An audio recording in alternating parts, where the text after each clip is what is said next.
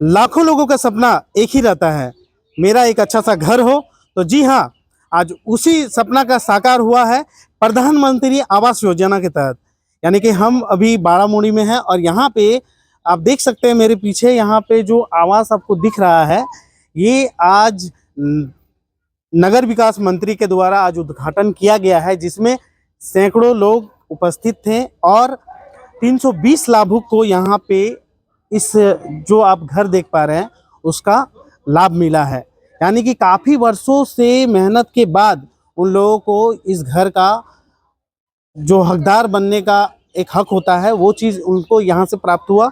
और आप यहाँ पे भी देख सकते हैं कि इस उद्घाटन में धनबाद के विधायक राज सिन्हा भी मौजूद थे और मथुरा प्रसाद महतो माननीय विधायक जो टुंडी के हैं, फिर यहाँ के शत्रुघ्न महतो बागमारा से, लेकिन अभी उपस्थित वो नहीं हो पाए थे, चंद्रदेव महतो, रागिनी सिंह, मतलब ये तमाम लोग, ढूलू महतो सांसद, सीपी चौधरी, ये तमाम आप देख सकते हैं कि ये तमाम लोगों का जो नाम आप बोर्ड पे देख पा रहे हैं, इन सभी का सहयोग। और ये आवास जो बारामूड़ी में बना है ये एक तरह से लाभुकों के लिए बहुत अच्छा सोसाइटी भी। 4 वर्षों की लंबी प्रतीक्षा के बाद आखिरकार धनबाद नगर निगम क्षेत्र अंतर्गत बाबूडी में प्रधानमंत्री आवास योजना शहरी के तहत निर्मित 320 फ्लैटों की चाबी शुक्रवार को लाभुकों को सौंप दी गई। ये पल उन सैकड़ों परिवारों के लिए बेहद भावुक और यादगार रहा, जिनका वर्षों पुराना सपना अपने घर का आज साकार हो गया। धनबाद टाउन हॉल में आयोजित भव्य कार्यक्रम में झारखंड सरकार के नगर विकास मंत्री सुदिव्य कुमार ने लाभुकों को औपचारिक रूप से फ्लैटों की चाबी सौंपी और गृह प्रवेश करवाया। इसके पश्चात मंत्री ने बाबूडी में जाकर नवनिर्मित बहुमंजिला आवास परिसर का फीता काटकर उद्घाटन भी किया। इस अवसर पर उपस्थित लाभुकों के चेहरों पर संतोष और उल्लास साफ झलक रहा था। चाबी प्राप्त करते ही कई लाभुकों ने अपनी खुशी को साझा किया और कहा कि वर्षों से वे किराए के मकानों में रहने को मजबूर थे, लेकिन अब सरकार की योजना के कारण उन्हें स्थायी आशियाना मिला है। मंत्री ने कहा कि प्रधानमंत्री आवास योजना का उद्देश्य समाज के गरीब, वंचित और बेघर तबके को गरिमामय जीवन देने के लिए आवास से सुरक्षा प्रदान करना है।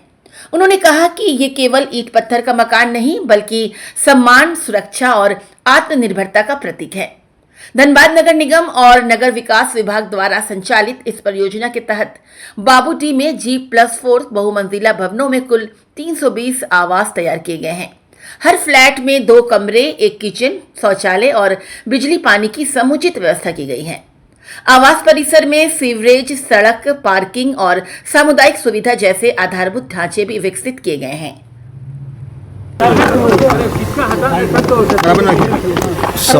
सरकार की योजना धरातल पर क्रियान्वित हुई है और 320 लाभुकों को अपने घर का जो सपना आज साकार हो रहा है, उनको मेरे तरफ से बहुत सारी शुभकामनाएं।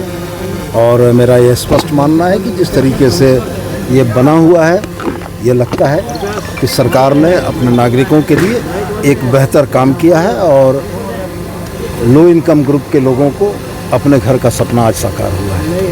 सर, पीएम मोदी के लिए कुछ कहेंगे, चूँकि उन्हीं के नाम पर यह योजना है? कोई भी योजना किसी व्यक्ति विशेष की नहीं होती है। केंद्र और राज्य सरकार के समन्वय से ही योजनाएं बनती हैं। 1.5 लाख रुपया इसमें केंद्रांश है, 1 लाख रुपया राज्यांश है और बाकी का पैसा लाभुकों के द्वारा या बैंक के द्वारा दिया गया है। तो मैं निश्चित रूप से कहूँगा कि सामूहिक प्रयास से केंद्र और राज्य की सरकारों ने अपनी जनता के लिए एक बेहतर काम किया, जिसकी सराहना की जाए। सर, निकाय चुनाव को लेकर क्या कहेंगे? कब तक होगा? क्या कुछ डेडलाइन? अब मामला सब जुडिस है। ऑनरेबल हाई कोर्ट इस पूरे मामले की मॉनिटरिंग कर रहा है, लेकिन मैं आपको इतना ही आश्वस्त कर सकता हूं कि बहुत जल्दी शहरी यूएलबीज में लोगों को अपने जनप्रतिनिधियों को देखने का मौका मिलेगा। बहुत बहुत धन्यवाद, बधाई। और हम नहीं, पूरे झारखंड की जनता बधाई दे रही है। हर किसी का एक सपना होता है कि अपना मकान हो, जो आज सबके ऊपर देख रहे, सबके चेहरे पे खुशी दिख रही थी। तो सोचिए कि किसी को अगर मकान मिल जाते और भी शहर में, तो कितना खुशी होगी। तो सबको बधाई देते हैं। माननीय मुख्यमंत्री जी को भी बधाई देंगे, आज माननीय मंत्री जी को भी देंगे, तो आज इस कार्यक्रम में अपना मुख्य अतिथि के रूप में आए और सहयोग किए। इस कार्यक्रम के लिए इस विभाग में जो नगर निगम में जितने भी विभाग में है सभी लोग को मैं दिल से धन्यवाद देती हूँ। और मुझे लगता है कि ये माननीय प्रधानमंत्री जी का सोच है कि मकान सिर्फ देना उद्देश्य नहीं है, मकान में वो सारा साधन हो वो भी उद्देश्य है। आप देखें कि हम अपना बात भी रखें कि हम मकान देकर सिर्फ फिक्र नहीं रह सकते, मकान में अच्छी व्यवस्था होनी चाहिए, लाइट की, बिजली की, पानी की, तो उसका भी हम लोग को बात रखें माननीय मंत्री जी को और बेहतर तरीके से आने वाले समय में मिलेगा। नगर निगम के चुनाव जो पेंडिंग पड़ा है उसको लेकर आप लोगों ने क्या कहा? देखिए इसके लिए हम लोग आवाज हमेशा उठाते रहते हैं और आने वाले सदन में भी उठाएंगे, क्योंकि नगर निगम के चुनाव नहीं होने से बहुत सारा परेशानी हो रहा है, ये सच्चाई है। और मंत्री जी भी माने इस बात को, क्योंकि सफाई कोई भी मंत्री कोई भी विधायक नहीं है, लेकिन फिर भी मेरा विधायक वो बोले कि मंत्री विधायक नहीं करता, लेकिन झरिया एक ऐसा है कि विधायक करता है। हम तो भाई 2-3 महीना से लगातार सफाई करवा रहे, क्योंकि भाई नगर निगम में कोई माई बाप है ही नहीं। अधिकारियों पर अंकुश कौन रखेगा? जनप्रतिनिधि ही अंकुश रखेगा। हम लोग तो कर रहे हैं जितना हद तक हो सकता है अंकुश लगा रहे हैं, लेकिन चूंकि विपक्ष में है तो जितना लगा सकते हैं उतना ही लगाएंगे। मंत्री जी ने कहा है कि सीधे जुडिशियल पर डाल दिया कि जुडिशियल मामला हो चुका है। ये सब टाल मटोल की बात है। जब और आपका क्षेत्रीय आज जो है मुख्य सचिव जो है दौरे पे है, ठीक है, अब क्योंकि जो वोटर्स है वो भी बढ़ रहे हैं, तो ऐसे में जो है देखिए विस्थापन ये सही बात है, बहुत दुख की बात है। ठीक है, लोग बोल रहे हैं कि केंद्र से बहुत बड़ा योजना है, बहुत मास्टर प्लान है, लेकिन उससे हम खुश नहीं हैं, क्योंकि कोई भी जनप्रतिनिधि नहीं चाहेगा कि हमारे क्षेत्र से हमारे अपने जाए। हाँ, जाना कब होता है? जब हम हमारे लोग वही आसपास वहीं से हटाकर वहीं पे, क्योंकि आप घर तो दे रहे हैं लेकिन रोजगार कहाँ दे रहे हैं? सब लोग वहाँ रोजगार से जुड़े हुए हैं। आज जाकर देखिए, बोल तो रहे थे माननीय संसद जी की वहाँ कोई नहीं जाना चाहता। क्यों नहीं जाना चाहता?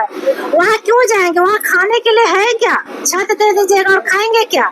तो झरिया में लोग रोजी रोटी से जुड़े हुए हैं, 2 पैसा कमाते हैं कोयला बेचकर, कोयला का काम कर कर, तो वो चीज तो वहाँ है नहीं। आप दीजिए रोजगार, कर्माटार दीजिए, बेलगाड़िया दीजिए। अभी तो हम लोग लड़कर 2 बस दिलवाए, जो वहाँ लोग चले जाते हैं तो बीसीसीएल तो मतलब जैसे होता है कूड़ा कचरा उठाकर फेंक देना, उसी तरह झरिया के लोगों को उठाकर फेंक देता है। और हमारे रीजन में जब तक हम लोग लड़े तो इसका परिणाम था कि 2200 लोग गए थे, लेकिन इधर 5 सालों में 20,000 लोग चले गए। 20,000 आज लोग तड़प रहे हैं, लेकिन मेरा लड़ाई हमेशा था और आगे भी रहेगा। ठीक है, लोग अगर जाता भी है तो पूरे साधन के साथ मेरा एक ही प्रयास रहेगा कि उसको हर साधन मिले, चाहे स्वास्थ्य का हो, शिक्षा का हो, या गाड़ी का हो, या रोजगार का।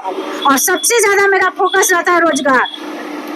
जहाँ फायर नहीं है वहाँ से भी विस्थापित हो नहीं, यही तो ये मेरा लड़ाई है कि झरिया के लोग झरिया में ही बसे। मेरा कई ऐसा जगह हम चिन्हित किए हैं और अभी भी जो नया मास्टर प्लान बना है उसमें हम अपना बात केंद्र तक रखेंगे, तो वहाँ भी आप बना सकते हैं, वहाँ भी आप स्थापन में आप यहाँ से हटाकर वहाँ कर सकते हैं। ये हम अपना बात रखेंगे, भले मेरा कोई माने या ना माने, लेकिन हम तो लड़ाई लड़ेंगे। देखिए सवाल एक मेरा तो बीच का दलाल लोग खाते हैं ना, उनका कोई दोष नहीं है। बीच में कुछ दलाल नेता है जो यूनियन के माध्यम से जाते हैं, कुछ कांग्रेस के नेता है दलाल है जो 5 साल लूटने का काम किया और उठा कर 20,000 लोगों को हटा दिया गया। और ऐसे ऐसे माइंस, ऐसे आउटसोर्सिंग खुलवाया जो पूरे झरिया को कंगाल कर दिया है।